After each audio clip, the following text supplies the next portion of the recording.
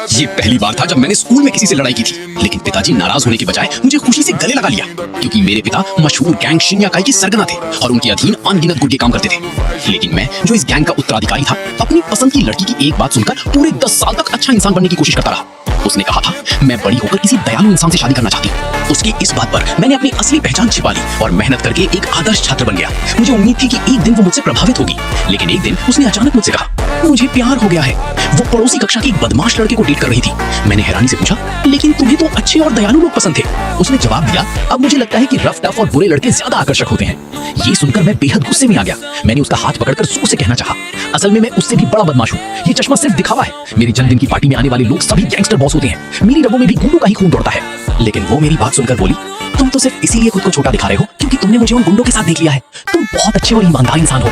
फिर वो उस लड़के के साथ चली गई। उसी समय मैं भी एक बुरा आदमी बनूंगा, और इस मामले में मुझे किसी से ज्यादा प्राकृतिक बढ़त हासिल थी, क्योंकि मेरा परिवार खुद अपराध जगत से जुड़ा हुआ था। मैं तुम्हें दिखाऊंगा कि असली बुरा आदमी किसे कहते हैं। घर लौटते ही मैंने गुस्से में दरवाजा खोला।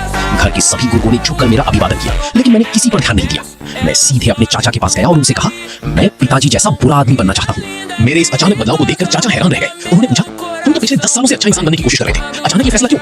मैंने शांत स्वर में कहा, अच्छा बनना मुश्किल होता है, लेकिन बुरा बनने में सिर्फ एक पल लगता है। अब मेरे पास अच्छा इंसान बने रहने की कोई वजह नहीं बची है। मेरी आंखों में दृढ़ता देखकर चाचा मुस्कुराए, अब तुम सच में बॉस की पीठ कर रहे हो। इसके बाद उन्होंने मुझे बुरा आदमी बनने के अपने अनुभव बताने शुरू कर दिए। हालांकि उनकी बातें सुनने में आसान लग रही थी, लेकिन क्या मैं सचमुच ऐसा कर पाऊंगा? तभी बाकी चाचा भी अंदर आ गए और बोले कि वे मेरा पूरा रूप बदल देंगे।